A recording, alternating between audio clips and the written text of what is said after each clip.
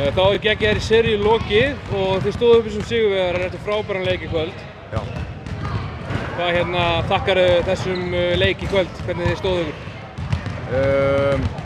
Það gekk í raun bara rosa margt upp í dag sko. Við byrjum loksins vel. Eini leikurinn í seríunum sem að við byrjum betur og við erum búin að vera að elta bara alla leikina, alltaf að þurfa að snúa einhverju við. Það skiptir rosa miklu máli og það er eiginlega bara vörnin að þakka. Í síðasta leik þá spiluðum við góðan varnarleik í seinni hálfleik og í dag vorum við bara rosalega fókuseraðir á að byrja það strax. Og þú veist, jú, þeir hittu fullt af skotum, þeir voru með 50% tryggjarstæðanýtingu, enda bara með fullt af mjög góðum skotmönnum og leikmönnum sem geta búið til skot fyrir hinna og þessir hinnir voru bara að setja boltan ofan í alla seríuna. Það verið að tala um íslensku strákana basically alla í hætti.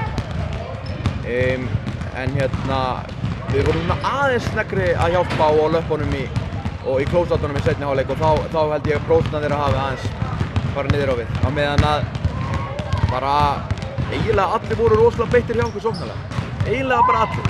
Enda skorum við 108 stig í oddaleik. Skiptir heimavallar rétturinn máli í svona langur seríu? Já, ég held það.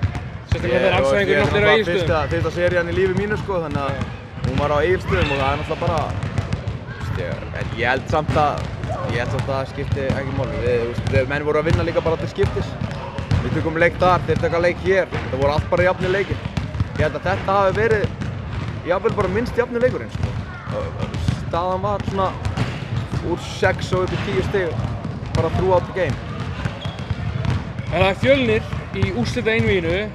Þeir náttúrulega sópuðu vestra og taka bara þeirra á leikinn, þið takið 5. Er það ekki bara hjálpa frekar en hitt? Kemur í ljós á laugardaginn, hvort að við mætum með sama kannski intensity level og við erum búin að vera að spila í 5 leikja seríu hérna. Það hjálpar ekki neitt ef við mætum einhverju dúlli og þeir eru miklu ferskari heldur en við á löpunum og svona. Ég með fullt af gaurum sem eru búin að spila einhverjar 150 mínútur hérna á 10 dögum sko. Einhver álagsmeiðsl eða eitthvað sem þið eru með áhyggjur af? Nei, það eru allir bara heilir. En það sérðu bara, ég er með ógeðslega djúpan bekk. Ég meina, ég get notað fullt af strákum meira. Það er bara líka, ég er líka bara búinn að rúla ágætlega í allir seríunum, þannig að það voru allir bara þokkalega ferskir í dag sko. Ég er að róta alveg niður í 9, 10, 11 til að leysa af hér og þar og menn fái smá bríðara sko. Herðu, það var frábær stuðningur við ykkur í kvöld eins og svo ofta áður hérna í Hveragerði. Þarf ekki bara að setja á einhverjar rútuferðir og ferja þennan stuðning í Grafarvogi? Jú, það þarf ekki eins og rútuferðir. Fólk getur bara keyrt í 25 mínútur. Ég er að keyra þetta fram og tilbaka hvern einasta dag og 7-8 leikmenn í liðinu, þannig að það þarf enga rútuferðir með bara drutta sér yfir helliseiðina og vonandi hættir að snjóa hérna korter í páska og það er bara geggjað að fá upp á það að fá alvöru stuðning sko, að fá 2 lið sem að geta svona.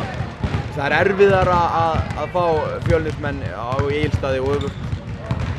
Reyndar held ég að hafa verið fullt af hattarmönnum sem að búa í Reykjavík á þessum leik en klálega, ég vil bara sjá fólk mæta á báða helvítis leikina, ekki bara rölta hérna yfir og sleppa því að keyra svo í 25 mínútur og styðja okkur á laugardaginn á útivelli.